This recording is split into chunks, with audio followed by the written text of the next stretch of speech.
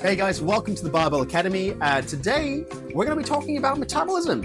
Why a lot of people think, or seem to think, that theirs is broken, but why it's kind of not, the reasons why it's not, what actually affects metabolism, and maybe just make some light jokes along the way. So on that note, look, a lot of people would love to say, and do love to say, like, I just have a slow metabolism. Like, yeah, right. It just like your ex was emotionally unavailable and not a walking red flag with abs. Let's be honest, if you're not losing weight, it's probably not because of your metabolism, it's because you're eating too much and moving too little. That's it. And I get it, look, it's easier to blame something you can't really see, like your metabolism, than it is to admit you've been living off protein oats, just a bite of chocolate that may turn into 3 rows, 6 overpriced lattes on your way to work. That's mostly milk and denial. So yeah, let's break it down. What is metabolism? So metabolism isn't some magical switch. It's either broken or elite. It's not a Hogwarts house, like you're in Slytherin. It's not fast, it's not slow. It's literally the sum of all processes in your body that convert food into energy. That's it. It adapts based on your activity, your food intake, your sleep, your general vibe. It's not stuck, it's not angry, it's just doing its job. It's based on what you give it. Your body's literally just trying to keep you alive, and you're here kind of just blaming it like it's an emotionally distant father.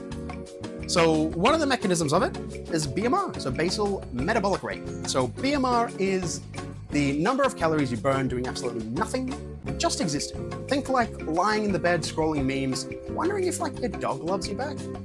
I do that. For most people, BMR kind of makes up 60 to 70% of your daily caloric burn, which is a lot, right? Like, and here's the kicker: the bigger you are, the higher your BMR. It takes more energy to keep a larger body functioning. So no, your friend who gains weight just by looking at food is actually probably burning more than you just by being alive. Yes, there's individual variance.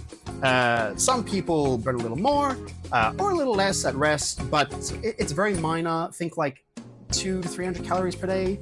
That's not the difference between lean and strong, or like, you know, versus wheezing after 2 flights of stairs.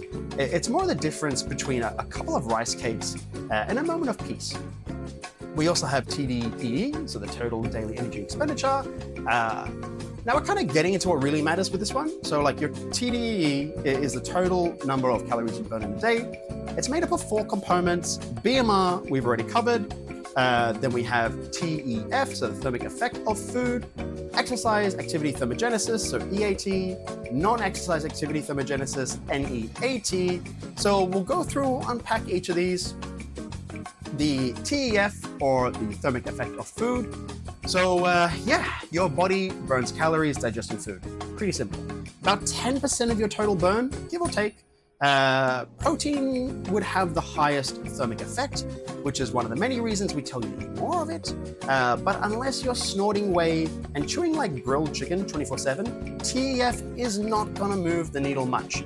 And no, green tea, chili powder, apple cider vinegar don't boost your metabolism. That's not really science. It's just kind of like spicy regret in a mug or the toilet bowl. You pick. We then have exercise activity thermogenesis, so EAT. This is the energy you burn during actual training. And sorry to break it to you, it's probably less than you think. Like, let's take a classic body pump class. Sweaty, loud, like music blaring, full of middle-aged like Karens who just haven't squatted properly since high school gym class. Like, they finish the session, everyone's like high-fiving each other, like, yes, go queen! It's like as if they did like SEAL training. Like, chill the fuck out, Karen. Then they all congregate together, proceed to herd over and like grab a post-workout recovery smoothie or the cafe. They've probably just consumed like 400 calories in that moment. Like the reality of the class, they probably burnt like 150, 200 calories, which to be clear, is about like a banana or half a protein bar that tastes like sawdust and resentment. So I can already hear the people with their fitness trackers like typing away, people getting ready to go to war. Like, they're not accurate. Most overestimate calorie burn by like 30, 50%. That's like trusting a guy on Tinder who says he's 6'1" and emotionally available. Huh? Ladies? Yeah, you know what I'm talking about. And kind of like just to top that off, intense training, intense it tends to increase your appetite. So the harder you train, the more likely your body is to say, like, you know, feed me more, coward. Eat, feed me. The third, so the NEAT, so non-exercise activity thermogenesis. This is where things kind of, well, I'd say where the real difference is made. So any AT, NEAT, is all movement you do that isn't structured training. So like walking, pacing, fidgeting, talking, cleaning, talking with your hands like a over-caffeinated Italian uncle, like mamma mia. There's a like the whole like 10,000 steps thing. That's kind of like where that came from, kind of. Like that was originally a Japanese marketing gimmick for a pedometer brand back in the 60s, but whatever, it works. But now every coach is, and his dog is just preaching like everyone to do like minimum 10K steps a day, bro. Like you're not doing 10K, like what the fuck are you doing? On that note, from a NEAT perspective, 6 to 7K, probably enough. And NEAT is highly variable as well. Like some people naturally burn like 600 to 1,000 more calories a day just from being up and moving more. Others work a desk job, drive everywhere, and like only kind of really move to retrieve Uber Eats from the front door. Modern life, I would say, has destroyed NEAT. Like we've gone from walking 10 miles to the market to grab a piece of bread to kind of like just getting mad because the Uber driver has kind of like made 3 stops before bringing us our spicy nuggets. So, is your metabolism slow? No, your metabolism is just efficient. It's a very efficient machine. It's saying, if this person is going to sit for 10 hours a day, I'm not going to burn fuel like the hiking Kilimanjaro. It's doing its job, you're not. There's a few myths with this as well. So like you've got the whole fat burning workout fallacy. So we'll kill this myth really quickly if you haven't heard of it. There is no fat burning workout, nothing. You do not sweat out fat. If that were true, I'd be shredding fat, panicking during public speaking like I am now with my back glued to this chair.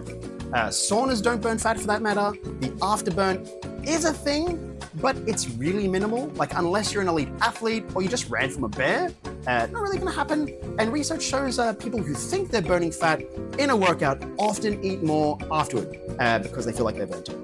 Or because like modern food is kind of just engineered to be delicious and addictive and really fucking convenient. So if you didn't earn that slice of cheesecake, you kind of just wanted it. And that's fine in its own merit, but own it. Don't blame your body for what you literally put in your mouth hole.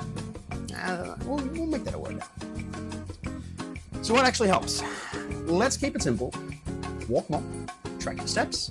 Stop relying on like 10-minute fat blast circuits from influencers with perfect lighting. And god damn, they look good in those shots too. Eat more protein, and I mean like real protein, not some bar with like 3 grams of like soy isolate and a sprinkle of like false hope. Strength train consistently, not just when you feel motivated. Sleep properly, not the 6 hours of like anxiety dreams. I mean like deep, consistent, boring, monotonous sleep along the lines of like 8 to 9 hours. So, okay, metabolism's not broken, so what's the real fix? I guess the truth here, it's not really sexy, not a hack, but it works. And that's what's good about it, it works. Eat at a calorie level that supports your goal, move more daily with intention, stop looking for a shortcut, stop blaming your biology. We've understood metabolism for literally decades. If it were hackable, no one would be overweight anymore. You can't hack consistency, you can only build it. So to wrap all that up, if you think your metabolism is broken, ask yourself this. Do I move enough each day? Do I overestimate my workouts? Do I underestimate what I eat?